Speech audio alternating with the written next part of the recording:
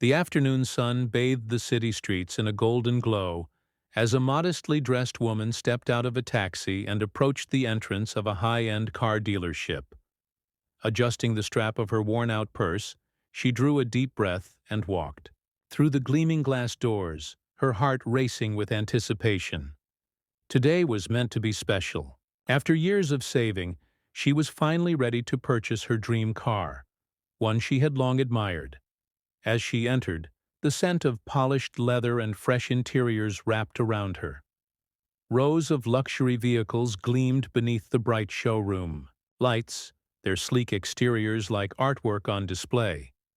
Her eyes lit up as she passed each one, fingers gently tracing the flawless curves. She had done her homework.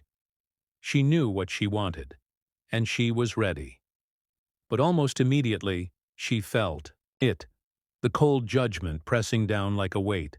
The sales staff, dressed in sharp suits and expensive watches, exchanged glances and whispered just out of earshot. A young salesman, hair perfectly styled and smirking, nudged a colleague. "Look at her," he muttered. "She doesn't belong here." The other one chuckled. "Probably here for selfies. Let's see how long it takes before she figures out this place isn't for her." Unaware of their ridicule, the woman approached a glossy black luxury sedan, the very car she'd dreamed of. Its elegance, the smooth lines, the commanding presence. It was everything. She reached for the door, but a salesman suddenly stepped in front of her, blocking her path. "Excuse me, ma'am," he said with a tight smile. "Can I help you with something?" Beaming, she replied, "Yes, I'm very interested in this car. Could you tell me more about it?" His smile faded. "This model is quite expensive," he said slowly, like she wouldn't understand. "Are you sure you're in the right place?" Her smile faltered, but she nodded. "I know the price. I've been researching this car for months." He sighed, then glanced over at his amused co-workers. "Well," he said, arms folded, "it's got a 4.0L V8 engine, 500 horsepower, top-tier luxury interiors. But to be honest, this isn't the kind of car we usually show to, well, just anyone." She blinked, stunned. "I don't understand. I'm a potential customer." He chuckled. "Let's just say our vehicles cater to a certain clientele. High-profile businessmen, celebrities, people who can really afford them. Maybe I can show you something more suitable." Snickers echoed from behind. One staffer whispered, "Watch, she'll ask if we do financing." Her fists clenched. She had worked and sacrificed for this moment, and now she was being judged by her appearance. But she stood tall. "I'd like to test drive it," she said, voice firm. The smirk returned. "Oh, we don't let just anyone test drive our cars. You'd need to show proof of funds first." "I have money," she replied, reaching into her purse. But before she could show anything, a senior salesman, gray-haired and refined, interrupted. He laid a hand on the younger man's shoulder, then looked at her with polite dismissal. "Ma'am, with all due respect, perhaps you should try another dealership. We cater to a very exclusive clientele. We wouldn't want you to feel uncomfortable." The message was unmistakable. She wasn't welcome. A lump rose in her throat. Never had she been treated like this. Around her, staff were openly smirking, whispering, waiting for her to leave. Her face flushed, not from shame, but fury. She had come in with joy, ready to realize a dream, and now she was walking out humiliated.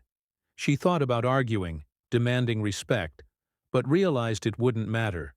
Their minds were made up. No words would change that. She inhaled deeply, adjusted her purse strap, and turned. Head held high, she walked out, refusing to let them see her pain. As the taxi pulled away, laughter echoed from inside. "Knew it," one said. "Didn't even have the guts to argue." Another added, "Some people need to understand. Places like this aren't for everyone." The senior salesman chuckled. That was entertaining. Back to real customers. Inside the cab, her heart pounded. Not with defeat, but with fire. She had been wronged. But this wasn't the end. No, this was just the beginning. Because tomorrow, everything would change. The next morning, with the city once again drenched in golden sunlight, a sleek black Rolls-Royce Phantom pulled up outside the dealership. Its chrome gleamed. The spirit of ecstasy on the hood sparkled. Heads turned. Whispers spread. A chauffeur in a crisp black suit and white gloves stepped out, circled the car, and opened the door. Out stepped a tall, impeccably dressed man in his mid-40s, radiating authority and affluence. Alexander Carter, one of the country's most powerful billionaires, and the husband Emily had chosen to keep private from the world. David, the dealership. Manager recognized him instantly. His stomach dropped. Just yesterday, he had dismissed and humiliated Emily, without a second thought. Now her husband stood before him. Alexander stepped forward, piercing blue eyes sweeping across the dealership before landing on David. "Good morning," he said, calm and steady. "I believe my wife was here yesterday?" David paled. His smug confidence evaporated. "Mr. Carter, yes, sir, she was. Yes." Alexander nodded, hands in pockets. "She told me everything about how she was treated. I'd like to hear your side." David swallowed. He knew there was no excuse, but tried anyway. "Sir, I didn't realize who she was. It was all a misunderstanding." Alexander didn't flinch. "So you only treat people with respect if you know they're wealthy?" The room fell silent. Employees froze, watching as their manager unraveled. At that moment, Emily stepped out of the Rolls-Royce, radiant, composed, head held high. Alexander smiled at her. "Darling," he said warmly, "would you like to pick any car you desire?" She turned to David, voice calm but resolute. "Actually," she said, "I'm no longer interested in buying a car here. I'd rather give my business to a dealership that respects every customer."